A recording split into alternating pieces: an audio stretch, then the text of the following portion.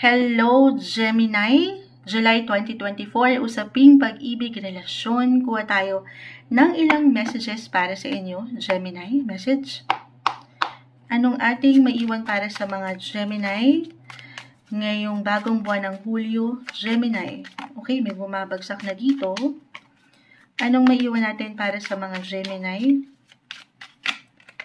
Okay. Ayan na. Nagsibagsakan na sila. Uy! Uy, puro uy. Uy! Sige. I know hindi ko po napapakita ang pag-shuffle. Huwag kayong mag-alala. Sino-shuffle nating mabuti? The 6, 2 of Cups, King of Cups, the 10 of Cups, reverse. Okay. Puro about ito pagdating sa inyong mga emosyon. Emotional sector. Maaaring ito yung buwan kung saan pinapaalalahanan kayo ng baraha na kumonekta, attachment, yung attachment. Lalo pa, the 10 of Cups reverse, meron kayong ilang, kumbaga, ito napaka-normal sa anumang usaping pag-ibig, relasyon. Kung meron na kayong pamilya, single, or in a relationship, regardless, nitong mga nakalipas na linggo ay hindi kayo nabigyan ng pagkakataon para magkaroon ng kahit simpleng get together, okay? Kung paano nyo mabibigyan ng pagkakataon ng bawat isa na kumonekta. Mapa personal life or romantic life man ito, actually more on romance. The King, 2 of Cups, mutual, love and respect, love and light ang umaangat dito.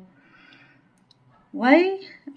Okay, I'm getting a message. Bilang nga dito ang 6 of Cups, merong reconnection, reunion, get together talagang pwedeng maganap kasama itong ilang tao. Could be about an ex or ex-partner, ex-friendship, or itong ilang relatives, family na matagal nyo nang hindi masyadong nakakakonekta. Kahit over the net lang ito, tayo po ay general message.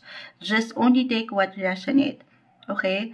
Pero maybe sinasuggest kayo dito ng baraha na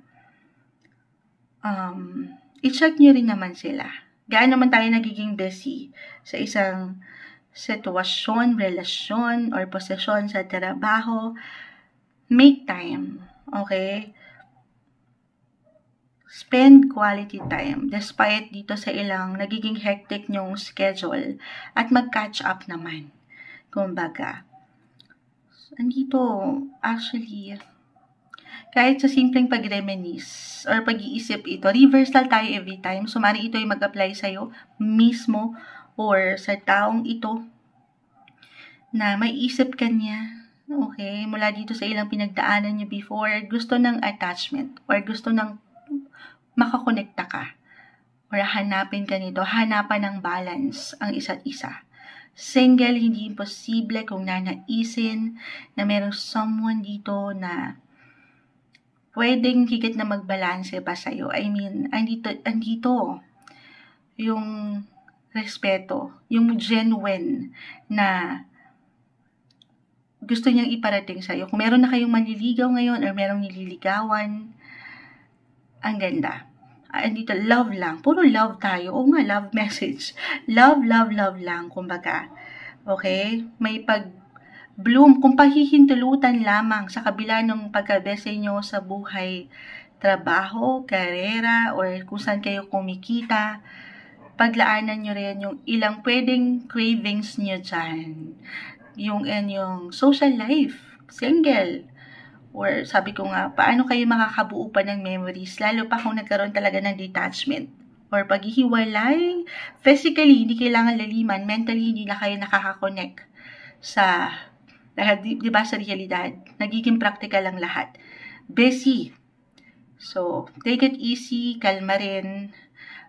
Enjoy the moment of time. Charot. Kaya yun yung pinaka-message dito. Balance. Ang balance. Kaya ang bilis nating nakuha yung message. Add tayo ng maiwan para sa mga Gemini.